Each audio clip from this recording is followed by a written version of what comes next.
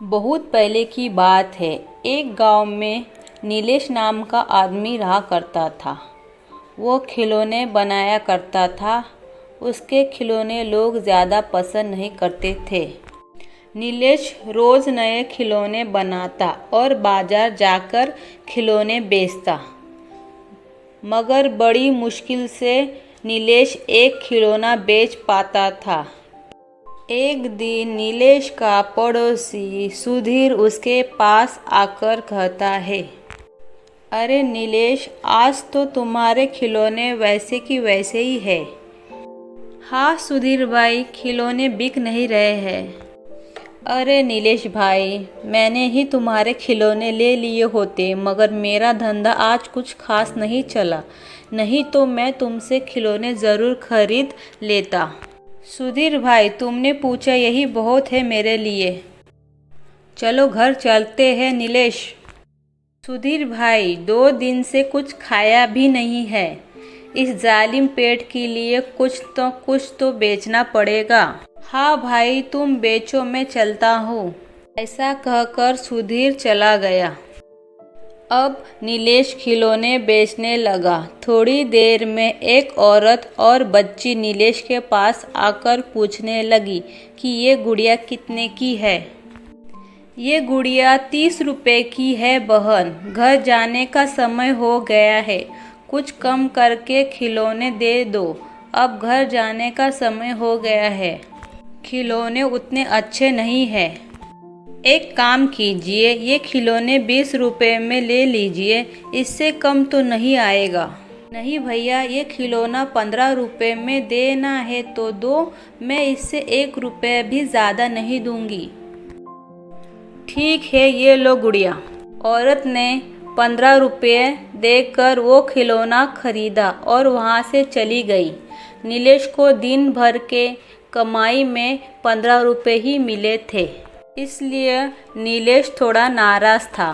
शाम हो जाने के कारण नीलेश जल्दी ही निकल गया।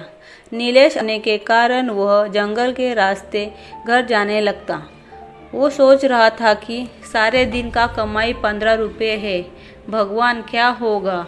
वह जंगल के रास्ते घर कभी कभी जाया करता था, इसलिए उसे डर नहीं लगता। नीलेश एक पेड़ के नीचे से जा रहा था, तभी उसे किसी की आवाज़ सुनाई। रास्ते में फिर से जाने लगा। नीलेश नीलेश, आवाज़ आई। कौन है जिसने आवाज़ लगाई? तभी नीलेश को पेड़ के नीचे एक औरत दिखाई देती है। आप कौन हैं और इतनी रात को इस घने जंगल में क्या कर रही हो? मेरा नाम रूपा है। मुझे मेरे घर वालों ने घर से बाहर निकाला है, इसलिए मैं यहाँ बैठी हुई हूँ। रूपा जी, इतनी रात इस घने जंगल में रहना ठीक नहीं है। आपको ठीक लगे तो आप मेरे साथ मेरे घर चल सकती है। ठीक है, मैं आपके साथ आपके घर जाऊँगी।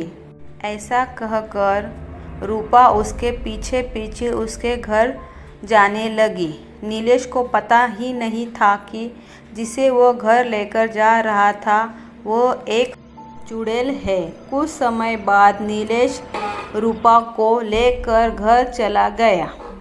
मेरे इस छोटी सी कुटिया में आप जहाँ चाहे वहाँ रह सकती है। इस घर में कुछ भी नहीं है।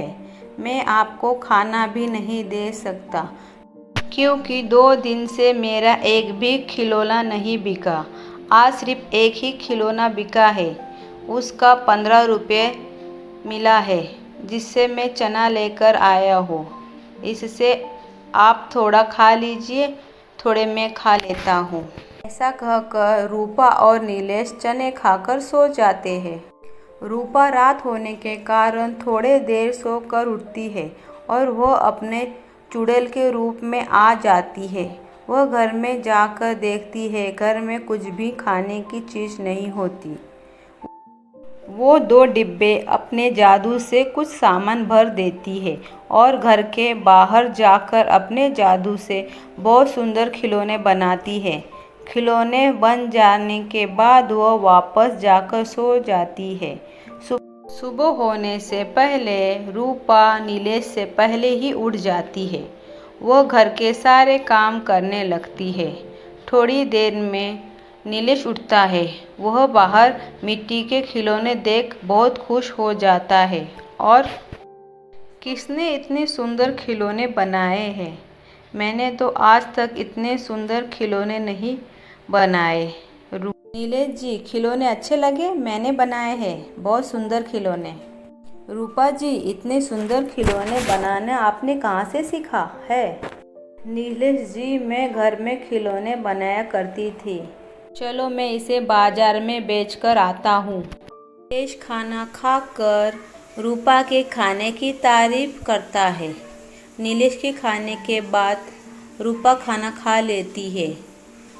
सुधीर सुबह बाजार में गोपाल को नए खिलौने लाता देखकर कहता है, इतने सुंदर खिलौने नीलेश कहाँ से लाता है? जरूर दाल में कुछ काला है। और वो सोचता है कि इस बात का पता लगाना पड़ेगा। रात में सुधीर नीलेश के घर के बाहर आ जाता है। वो आकर देखता है तो चुड़ैल अपने जादू से खिलौने बना रही होती है। ये देखकर वो घबरा जाता है और भाग के गांव में चला जाता है। सुधीर गांव में सरपंच को सब कुछ बता देता है। सरपंच गांव के शिव मंदिर के पास जाकर उस चुड़ैल के बारे में पंडित जी को सब कुछ बता देते हैं। बाबा सबको लेकर नीलेश के घर जाते हैं और उस औरत को कहते हैं कि तुम कौन हो, बताओ।